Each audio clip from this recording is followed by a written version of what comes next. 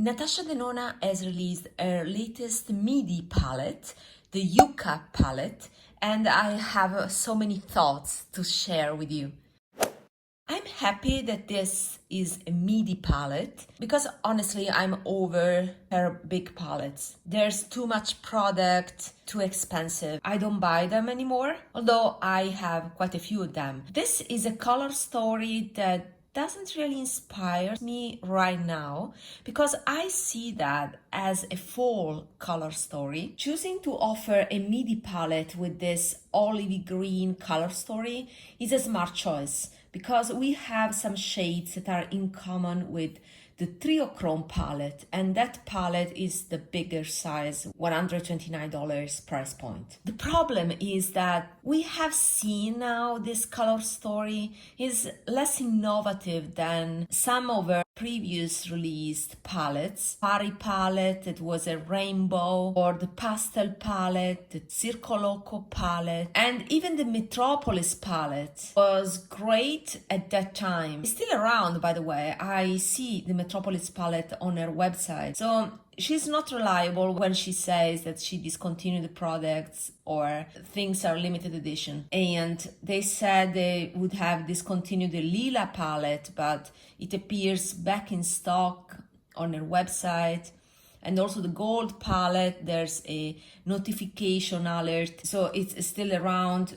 The Star eyeshadow palette is very old, like a 2017, is back in stock on her website. Only the Tropic palette has been really discontinued. Do not rely on what she says when it comes to limited editions and this stuff. When something sells, she wants money, so the palette will stick around as long as there's enough demand. Anyway, back to the Yucca palette. This color story is not new and is at least 3 years late. We have evolved from olive tones paired with oranges. It's also a little bit redundant of a color story. For example, the olive shade Acacia and Citrine and Tigu, they may look similar to each other. The problem for me is that this palette misses a taupe. There's only a shimmery taupe here. Moreover, there's also a duochrome, let me see the swatches, Plantasia, close to a shade in the gold palette, in sense that has that green sheen. But it's just a color story that is something that we have seen by now. I remember years ago when I wanted something high-end with this color story, and the first mid-range, more high-end range that I could find was Melt. That's why I purchased this 420 palette. As you can see, I haven't used it that much. So I'm questioning how much I would use that Natasha Denona palette. At least this Melt palette has the advantage of having some taupes, dank, and ash that is not ashy at all because it has some pink. Some swatches here. So these are amazing taupish murky greens. I even prefer Melt mattes compared to Natasha Denona ones. And these are talc free. 420 is the closest to the Natasha. One reason why I purchased this palette is that it is all matte with the exception of one shade, and Melt excels with mattes. But also, Colourpop provided color stories that are similar to these. Now, my Colourpop palettes are custom. This is a custom palette that I made by starting with this Raw Beauty Kristi, adding some child palette, more cooler tone. This is a synthesis of two Natasha Denona palettes, the Retro Glam and this Yucca palette. If I want olive greens, I have a great tones here, and also more cool tones here.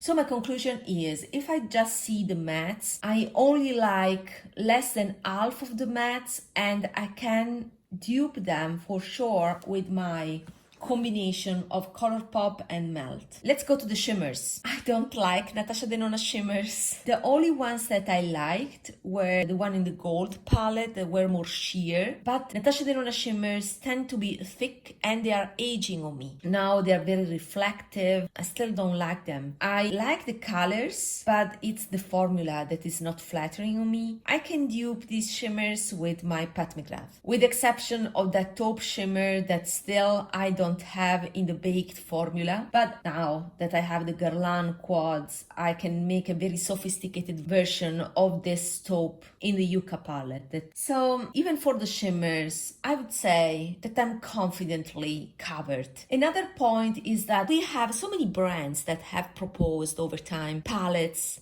like this. 420 is from 3 years ago. But the first ones were ABH Subculture, that I believe was 2017 even. There was the Morphe 35M.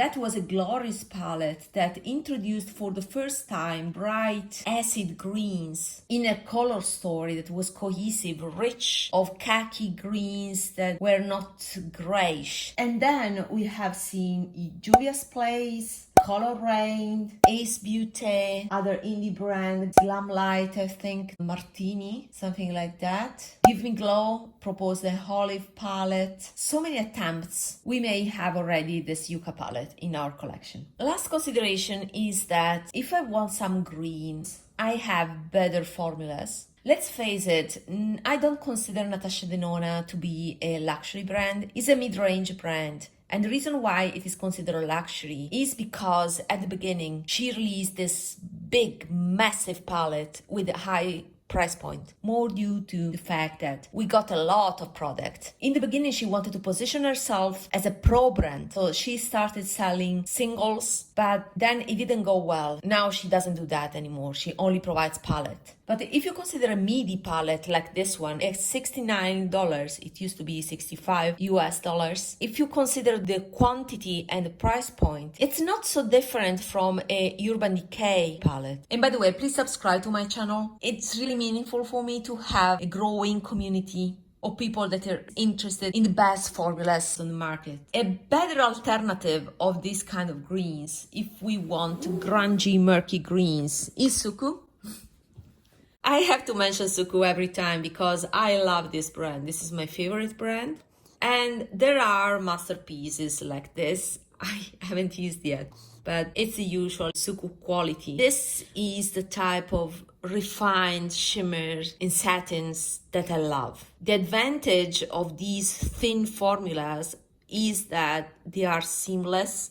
You can build them up or keep them sheer, and you can layer them over something thicker like this. This is the editing me trying to express myself better. What I want to say is that you can start with a brown, maybe in a thicker Western formula like Melt or NATASHA DENONA mattes. So you can start with a taupe, for example, or with a neutral color. And then if you want to add a touch of green, like an overtone of green, then you layer a green Suqqu shimmer on top. So using the Suqqu formula that is very thin, like a finishing powder that gives an elegant, refined and polished finish, and at the same time it adjusts the color. It's a smart way to wear colorful makeup, but still being conservative, because it's just an overtone added on a neutral base. So I find this very useful if I want to incorporate colors in office looks without looking too much. There's something in NATASHA DENONA aesthetics that it doesn't resonate with me. It's too heavy, thick, and too much of a statement for my liking. And it may be your style. So you may have more contrast in your face, and in that case, a NATASHA DENONA style, more bold, may be the one for you. But for me, I'm more into evanescent, opalescent effects. So I just wanted to show some color stories by Suqqu, and the disadvantage of Suqqu is that the most interesting ones are all limited editions. So you have to grab the colors you want in a moment, in a specific moment. It's not like NATASHA DENONA limited editions, you know. So I just wanted to show some of my favorite color stories that are some with cool pinks. No orange here, as you can see. These sandy brown and these greens that are more on the cooler tone side, but still with grunginess like these. And I also have a brand called Lunasol This is hard to find. This should be imported by Japan. There are no Western retailers. So Suqqu is a great alternative because it's still in the same umbrella, but at least it's available in Western countries, while Lunasol, you have to import it from Japan. But this was close to another Suqqu palette.